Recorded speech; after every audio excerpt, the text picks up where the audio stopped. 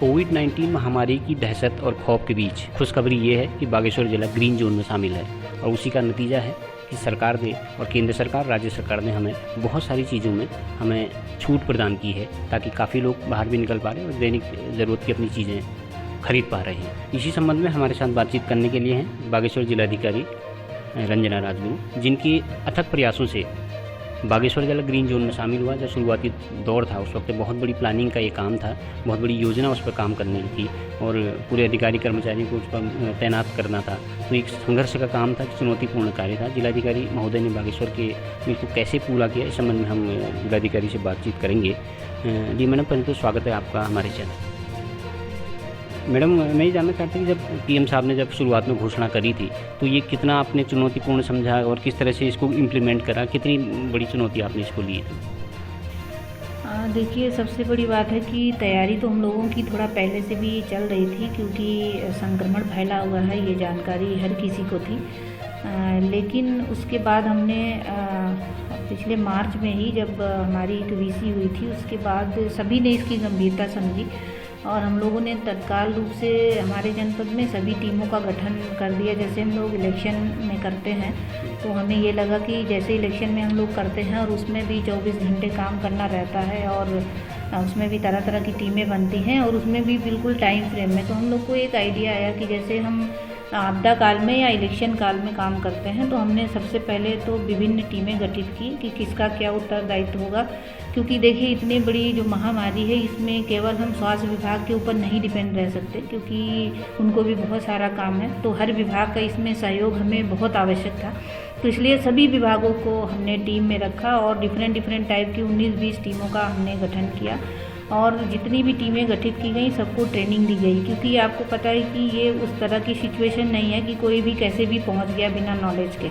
तो इसमें सबको ये जानकारी होनी ज़रूरी है कि अपना भी बचाव करना, सामने वाले को भी कैसे बचाना है। तो इसके लिए ट्रेनिंग बहुत आवश्यक थी। तो सभी टीमों की गहन ट्रेनिंग दी गई और हम लोगों ने मॉक ड्रिल भी जनपद में आयोजित किया था कि अगर कोई हमारी कमी है तो उससे भी हम सीख लें ताकि आगे हम अपनी तैयारी और परफेक्ट कैसे कर पाएँ। तो मॉक ड्रिल भी हुई, उसमें डिस्कशन हुआ, कुछ कमियां आई तो उसमें भी हम लोगों ने फिर उन कमियों से फीडबैक लिया, फिर उस पर आगे काम करना शुरू किया।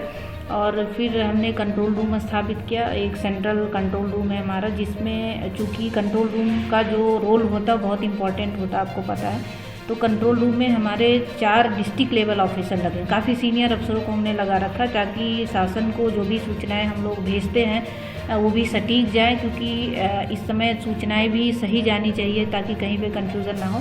और तरह तरह की जो लोगों की कॉल आती है, कोई कहीं फंसा हुआ है, किसी को राशन की ज़रूरत है और शुरुआत में बहुत लोगों की प्रश्न भी होते थे कि हमें क्या करना। तो उसके लिए हमने कंट्रोल रूम इस्टेब्लिश किया और उसमें बहुत सारी लाइन्स वगैरह रखी ताकि सारे अधिकारी इसको अच्छे से रिस्पॉन्ड करें ताकि पब्लिक को कोई तकलीफ ना हो। इसी तरह फिर धीरे धीरे हमने बहुत सारे विभागों में जो आवश्यक सेवाएं थी, जैसे डीएसओ ऑफिस हो गया, सीडीओ ऑफिस हो गया, जो उसमें मेन कंट्रोल रूम बना है होम क्वारंटीन के संबंध में, फिर पशु चारे के लिए पशुपालन विभाग में। तो इस तरह से हमने जो आवश्यकीय विभाग थे उसमें भी कंट्रोल रूम इस्टेब्लिश किया ताकि जो इस संबंध में लोगों की चिंताएं होती हैं, पशुओं को कैसे खाना देना है, लोगों को कैसे, ताकि वो वहाँ से कोऑर्डिनेट करके कर लें। फिर इस तरह से फिर हमारे जो बॉर्डर सील किए गए तो उसमें भी 24/7 ड्यूटी लगी है। हमारे सभी लोग जो हमारे बॉर्डर हैं सील किए गए हैं, बैरियर्स हैं, उस पर सभी लोग बहुत अच्छे से ड्यूटी कर रहे हैं। सबकी ब्रीफिंग अच्छे से की गई हमारे द्वारा, एसपी साहब द्वारा। तो उसमें हम लोगों ने पूरी प्लानिंग की कैसे कैसे हमको करना है। सभी सीओ एसडीएम को बुला करके हमने ब्रीफ किया, मैं और एसपी साहब ने।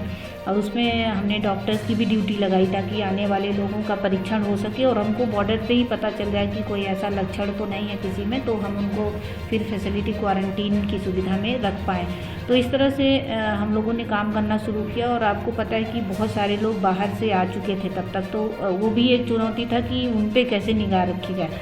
तो फिर एक एसपी ऑफिस में, सीडीओ ऑफिस में 2 कंट्रोल रूम बनाए गए इसको डील करने के लिए। उसमें 25-30 लोग काम करते हैं जो कि डेली पूरी रिपोर्टिंग लेते हैं, और LIU के माध्यम से हम लोग भी रिपोर्ट लेते हैं। जो हमारे फॉरेनर्स बहुत सारे थे जनपद में, और बहुत सारे फॉरेन रिटर्न हमारे जनपद में थे, तो उनकी भी हम लोग मॉनिटरिंग कर सकें और उनको ये चीज़ बता सकें कि आपको अगर कुछ इस तरह के लक्षण हैं तो वो तत्काल रूप से हमें अवगत कराएं। फिर हम लोगों ने BRT, CRT, RRT जो बहुत सारी टीमें होती हैं वो भी गठित की, और अब तो हमारे पास काफ़ी संख्या में सामग्री आ गई थी, तो हमारे जो मेडिकल टीम है वो घर घर पे जाके होम क्वारंटीन में रहने वाले लोगों का परीक्षण भी कर रही है। तो अभी तक 6000 से अधिक लोगों का स्वास्थ्य परीक्षण भी किया जा चुका है। ऑलमोस्ट मुझे लगता है कि होम क्वारंटीन वालों का सबका एक बार स्वास्थ्य परीक्षण भी हो गया।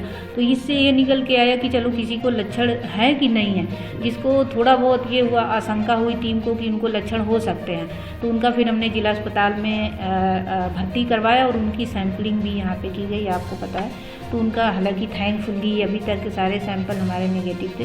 तो इस तरह से काम किया गया ताकि किसी को ऐसा व्यक्ति कोई नहीं हो जो वो कम्युनिटी में फैला सके। अगर इनकेस कोई पॉजिटिव होता है तो होम क्वारंटीन वाले लोगों पे पोस्टर चस्पा किए गए, लोगों को बताया गया, समझाया गया, उनकी काउंसलिंग भी करी गई, और यहाँ से दोनों कंट्रोल रूम से उनको निरंतर कॉल जाती है।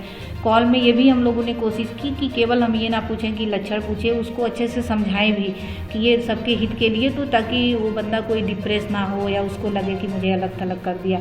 तो ये भी हमारे जो फ़ोन पे बंदे बातचीत करते हैं, लोग बातचीत करते हैं, अधिकारी कर्मचारी, ये भी उनको आश्वस्त करते हैं। और फिर तरह तरह के वीडियोज़ हमने जारी किए, और हमारी पूरी परगना में पूरी प्रचार प्रसार की टीम लगी है जो RBSK की टीम होती है। अभी तक 18,000 से ज़्यादा पोस्टर उन्होंने चिपकाए और सभी ग्राम पंचायतों को कवर कर लिया है, ताकि आरोग्य सेतु जो ऐप है वो भी डाउनलोड करा रहे हैं साथ साथ हम लोग। तो इस तरह से पूरी अलग अलग जो टीमें हमने बनाई और हर किसी को एक नोडल ऑफिसर बनाए, तो उससे हमें काफ़ी फ़ायदा हुआ, और हम लोग काफ़ी उस चुनौती से अभी तक उबर के आए हैं। अब आगे देखते हैं, अभी चुनौती तो बहुत है, कोई ख़त्म नहीं हुई है। मैडम, पूरे देश में देखा गया कि जिस तरह से ये घटना हुई है, महामारी का संक्रमण चला, तो बहुत सारे अधिकारी, बहुत सारे डॉक्टर्स भी इसकी चपेट में आ गए। तो खुद को बचाना और अपनी पब्लिक को बचाना ये आपके लिए बड़ा दायित्व भी है, बड़ी चुनौती भी। किस तरह से आपने जब शुरुआत में जब ये चला था तो क्या चल रहा था दिमाग में, किस तरह से सब किया आपने?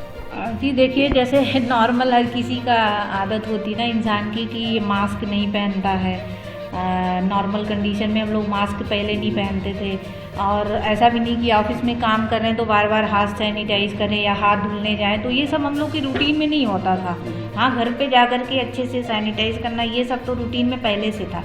लेकिन अब वही है कि थोड़ा शुरुआत में तो थोड़ा सा अटपटा लगा, लेकिन अब तो थोड़ा थोड़ा रूटीन फिर हम लोगों ने बनाया अपना कि कोई भी फाइल कहीं से आ रही, डाक आ रही है, अब उसको देखना भी है, बिना देखे भी नहीं रह सकते क्योंकि काम करना है। तो फिर हम लोगों ने, हमारे पास देखिए हमेशा सैनिटाइज़र भी रहता है, और फिर जी बाहर के जैसे डाक वगैरह आती है तो उसको देख करके हाथ सैनिटाइज करना, फिर बाहर के कपड़े चेंज करके जाना घर में। तो इस तरह से फिर धीरे धीरे हम लोगों ने आदत डाली, और फिर सोशल डिस्टेंसिंग मीटिंग तो आप देख रहे हैं कि डेली होती है कुछ ना कुछ हमारी, तो सोशल डिस्टेंसिंग मेंटेन करना, मीटिंग्स में मास्क पहनना, और धीरे धीरे उस चीज़ को अपनी आदत में शामिल करना कि जब भी कोई अनदेखी चीज़ आप करो तब भी आप सैनिटाइज़ करो हाथ को, हाथ धो। तो इस तरह से शुरुआत में तो काफ़ी अटपटा भी लग रहा था और काफ़ी चैलेंजिंग भी था ना कि कहीं भूल ना जाए हम लोग, लेकिन वैसे कोई बहुत ज़्यादा परेशानी फिर नहीं हुई, क्योंकि जिम्मेदारी भी रहती कि भाई अपने आप को भी बचाना, क्योंकि लोगों के लिए काम भी करना है।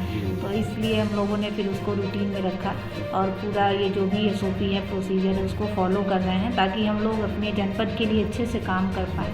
तो इस तरह से हम लोगों ने किया। पहले से अधिकारी की दिनचर्या की सेट फॉर्मेट पर चलती थी, 10 से 5 करते थे, तो ये कोरोना महामारी ने सबकी, आम आदमी की भी और अधिकारी की भी दिनचर्या को बदल के रख दिया है। तो किस तरह से आप इसको हैंडल करती हैं और कैसे ये सब मैनेज? अब देखिए, हम लोग तो जब सर्विस में आते हैं तभी हम लोग की ट्रेनिंग में या फिर वो माइंड में ही रहता है कि जो एक मजिस्ट्रेट की जॉब होती है वो 24 घंटे की होती है, 24/7। तो उसी तरह का मेंटालिटी, उसी तरह की प्रिपरेशन हमारे दिमाग की पहले से रहती है, और हम लोग की ट्रेनिंग भी उस हिसाब से होती है। तो फ़िलहाल पहले भी हम लोग 24/7 काम करने के लिए तैयार रहते थे, जहाँ तक मैं अपनी बात करूँ, और अभी भी हम लोग की वो हैबिट है।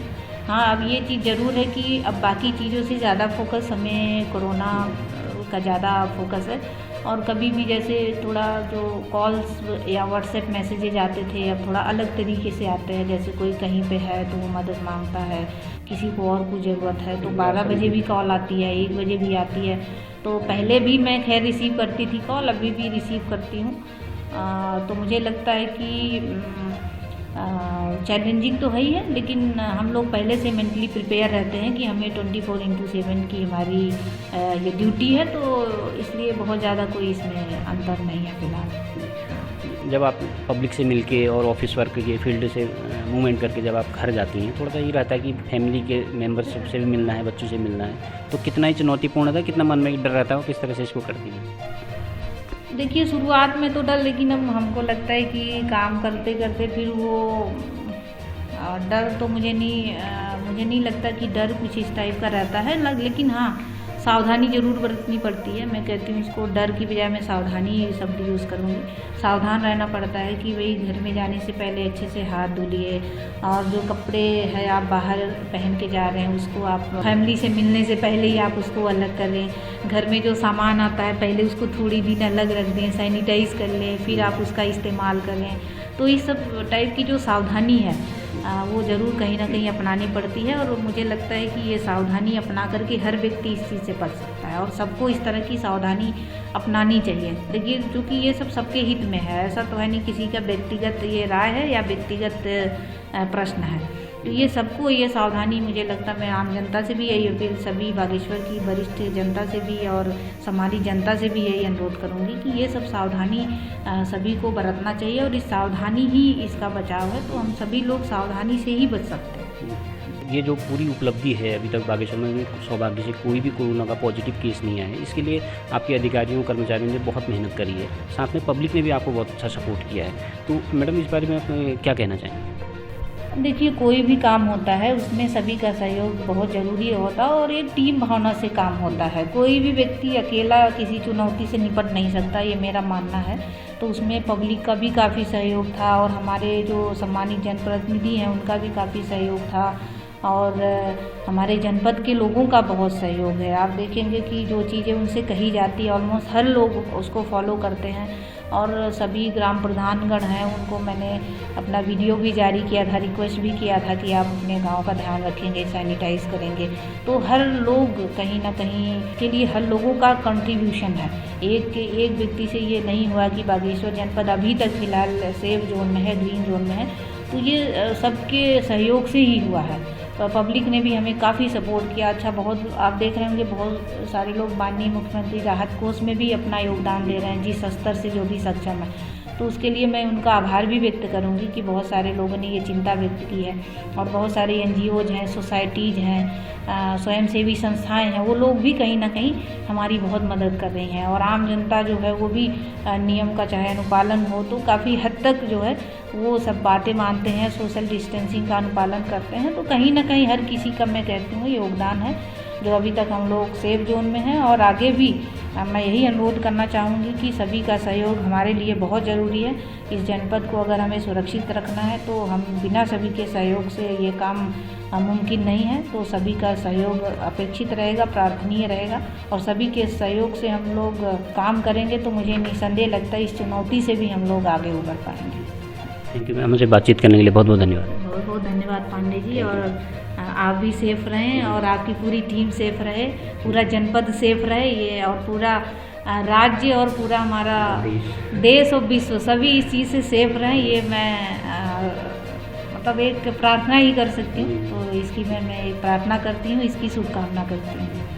Thank you Pandey ji. तो आप थे हमारे साथ जिलाधिकारी बागेश्वर रंजना राजगुरु जी, जिनके अथक प्रयासों से अभी तक बागेश्वर जिला ग्रीन जोन में शामिल हुआ है। कोई कोरोना का पॉजिटिव यहाँ पर केस नहीं मिला है, लेकिन जिलाधिकारी का मानना है कि चुनौती अभी खत्म नहीं हुई है, लोगों को और संवेदनशील होना पड़ेगा और सहयोगी रूप अपनाना पड़ेगा। CCN न्यूज़ के लिए सुष्मिता थापा के साथ मैं सुरेश पांडे।